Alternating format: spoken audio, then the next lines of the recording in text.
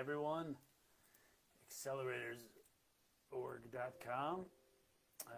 Welcome to Jeff Bruno, your outsourced CFO, live financial strategies. So looks like we have a pretty quick one today. There's only a few questions, about 5. So I hope everybody's thinking about their operational leading metrics that feed their lagging financial metrics so they understand their business model. Remember, quantify your business model, every aspect of it. If you don't quantify your business model, and I'm not talking about just financials, I'm talking about quantifying your processes. If you don't do that, you will have no idea how you're performing. If you just look at lagging historical financials, they will tell you how poorly or how good you're doing from a lagging perspective, but you will not know how to remedy the situation because you have no leading operational metrics that explain why your gross margin was low or high, why your cost of sales, cost to acquire sales grew or lowered. If you don't have those leading metrics, keep that in mind, everyone, when you're building a business. It's real important. I don't care how much you sell. If you don't know if those sales are going to bring you to the next level of growth, then you don't understand your business model and you're wasting your time. And I know the salespeople out there would kill me for that, but I'm telling you, it's a waste of time. So let's keep going. Let's get to the questions. So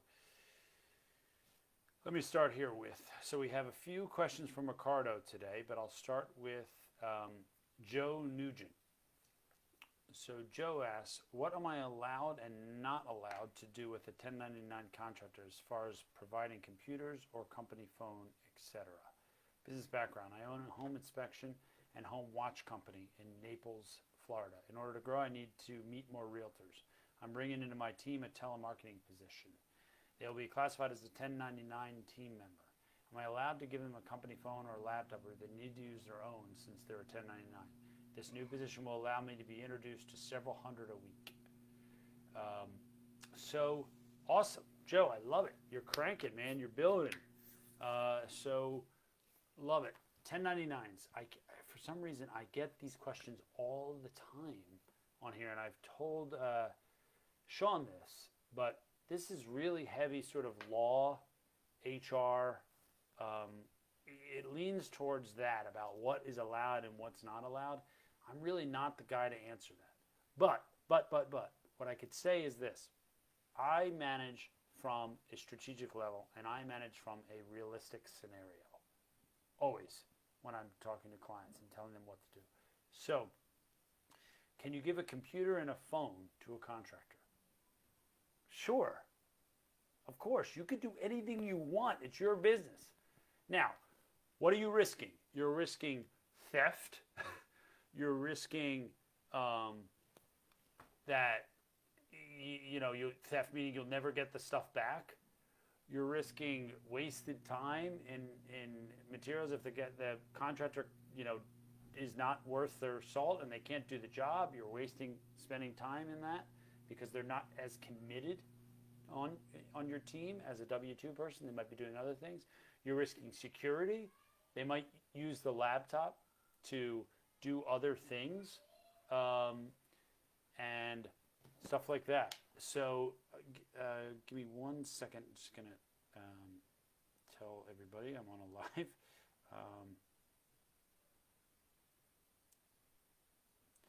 Hey Jess, Gemma, I'm on a live thing, okay? Let me talk to you later. Later, sweetie. Later. Okay? I'm on a live Zoom. I will talk to you later. Sweetie, I have to. Look at my hair. It looks great. Looks great. I'll talk to you later. All right, so regarding this.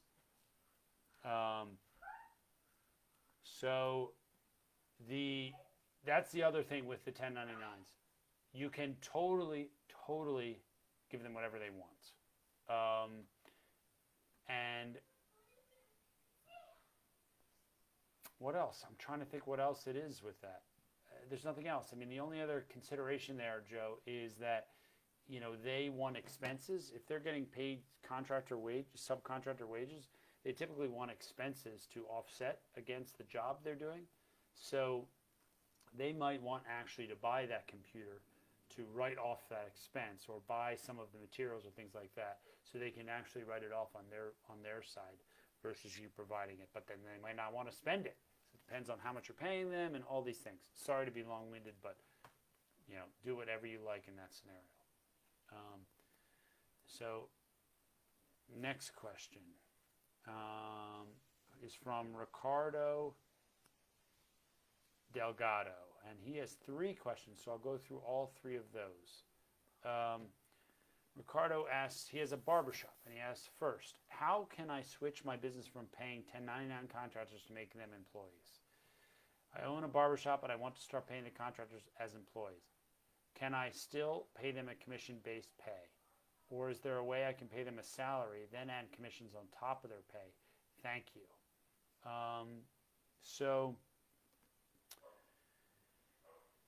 you can switch them to W-2s. Again, this is another question here on the 1099s. But so what's your objective? Ricardo, what is your objective here? So, and I'm sorry to be frustrated here, but the difference is really, here's where I draw the line with 1099s and W-2s, okay? If you were telling them where they have to be, what they have to do, what time they have to show up, what time they have to leave, mandating that they be here or there, or to a fixed schedule of some sort, and they have to abide by that, and you want to enforce that, W-2. That's it. If they don't have to be somewhere and they can go do whatever they want and jump around and say, you know what, Joe? I'm not going to be here today. I got to go do this over in this other county and do something else. Sorry, but I can't help you today. Then that's a 1099. It's that simple of a breakdown. So if they're valued in people, and they want to be W-2, and they want to be on a set schedule, and they want to be part of your company, they love your culture, they love what you're doing, and they want to do more with you, make them W-2s. So you can pay them as any way you want. You can pay them commission-based pay. Sure. You don't have to, because you're making them W-2, change the way you pay them. You could also give them a small salary, $1,500 a month, and then do a different commission structure on top of that. Absolutely. Do whatever makes the most sense for your business and what makes sense for them to commit. What some of the arguments you'll get from people are, well, you want me here. Guarantee that I'm going to have this level of commission or work that I can do with your business. Guarantee me, because if I'm going to spend time with you here, that you're telling me to be here, I need to make money. Otherwise, I'm going to go do my other thing where I make money on that time. So that's where sort of a small base comes into play for the time they're not making commission. And then you could do a commission on top of that. So that's the only consideration there. Second question from Ricardo is, based on the current economy, any negotiating tips as I go to renegotiate my retail lease for my barbershop? I have a barbershop with a 4-year lease with 12 years secured. Would I be able to negotiate that? Also, when I first started, I used my personal name to sign the lease, but now I have an LLC. Can I transfer the lease to my LLC as well? So great questions, Ricardo. So you can definitely negotiate a lease. Commercial leases, especially retail, like a barbershop, their landlords are having trouble filling those spaces. So you can definitely negotiate terms of that. I don't know specifically all those terms where you're saying 4-year lease with 12 years secured, but absolutely negotiate everything you can. Now, be cognizant of, if you ask for lesser time frames, they could ask you to pay a little more. So what's your tolerance there? Your risk versus reward parameter you have there. And you should definitely have your LLC sign it. You still have to probably personally guarantee the lease as a guarantor, but you should have the LLC sign the lease if you can, or sign under your LLC if possible. You're still going to have to sign as a guarantor. So I don't think I've seen any real estate deals these days that are formidable, meaning multi-year, not have the owner sign as a personal guarantee. If you can get out of that, kudos to you to get out of that. That's awesome. So I don't know with that, but hopefully that was helpful. So next question from Ricardo. He says, what are the best ways to communicate change in the workplace when I have some team members who always seem to be reluctant and can be disruptive to the culture? One specific team member that lashes out at time on certain things. I'm planning to extend the hours on Saturday in order to gain more business. Do I just tell them and start it, or plan it 1 month before? I'm looking for ways not only to handle the situation, but ideas to get my team aligned on an ongoing basis. So, yeah, that's tough, Ricardo. If it's one team member, not as hard as if it's multiple team members. So if that one team member is consistently a problem, I mean, here's some ways that I've dealt with this before in the past. So you either say, look, pull them aside. You say, look, you're disrupting our culture. Your public statements about changes to our scenario are disrupting our culture. So cut it out in public, come to me in private with your concerns, and I'll see if I can help you with them or maneuver around them. That's one way. If they refuse to do that, they're a cancer, get them out. They're going to constantly be a cancer to your culture, get them out. It's a big mistake to have them around. Okay? That's number one. Number two is, yeah, change is hard for people. It always is, across the board, no matter what kind of change.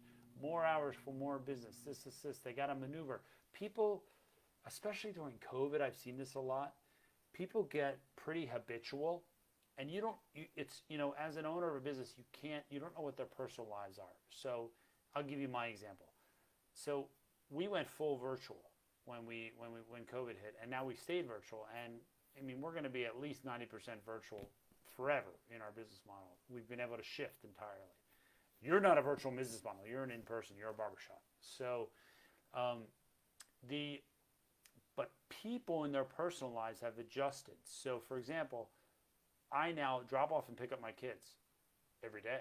My wife works full time. I do that as part of the addition to the family schedule. So, I can't maneuver that. I'm stuck. So people might have those things. So if you say, well, Saturday, or they might have to do things with their kids on Saturday. If you're like, well, we're going to extend Saturday hours, or we're going to change hours an hour later here. You got to think that this could disrupt some of those plans that people have. So you have to take that into consideration when you're thinking about changes like that, especially nowadays. So just think about that. So yes, communicate it early, but figure out maybe who has hardship with it and who doesn't, so you can fit people accordingly. And be flexible, which I'm sure you are, but be very flexible. I also own a gym, and I have a gym's a similar scenario. You need some team members there. I'm extremely flexible about it, and the people love it. I mean, we have 5 employees. They love it. I'm like, who wants the 7 o'clock shift? Who wants the afternoon shift, and who wants the early evening shift? And guys, figure it out.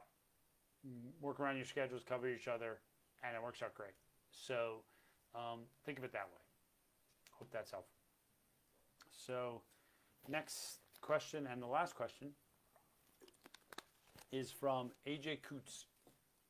AJ says, how can I prepare my business to survive in the event of my passing? Question. Recently, my wife and I, co-owners of our business, had a living will drafted for the protection of our children and assets. Going through the process, we realized we needed a contingency plans for the business too. From a legal perspective, we have figured that out. However, from a process perspective, I'm not sure what we should have in place or prepared ahead of time. If we were to pass, we want the new ownership to be as equipped as possible to pick up the pieces and continue. So, AJ, I mean, the best way to do that is through one, business continuance planning with an attorney or a financial planner, and what tools they use typically are insurance products. So term insurance for you and your wife. They call it, it used to be called key man. Now that key person is the terminology for within the business. So really you would structure something like, if you have other partners down the road with your business, the other partners, you would say, look, we're critical. My wife and I are critical to this business. To replace us would cost you X in the business. Maybe it's $250,000 of time, money, and salary to a new person. For me, and same for my wife. So you would offer that to the business for continuing.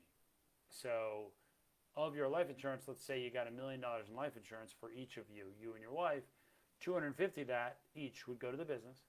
So the business could continue, so they could use the money to cover your position and hire immediately and give somebody a good salary to cover what you're doing.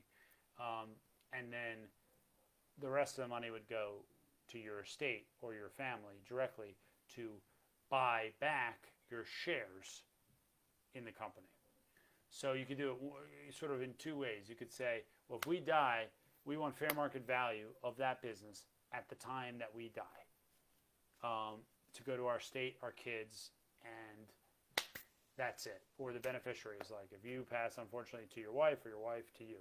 So we want that of the value of the business for our shares at that time. So, and then every year you would look at that value again, and you have a formula. So if you have a formula for the value, so let's say your business is worth $500,000 right now, then you want to have at least that amount of money for, if your wife and you own it 50-50, you want $250 in life insurance for both of you, just for the value of the business.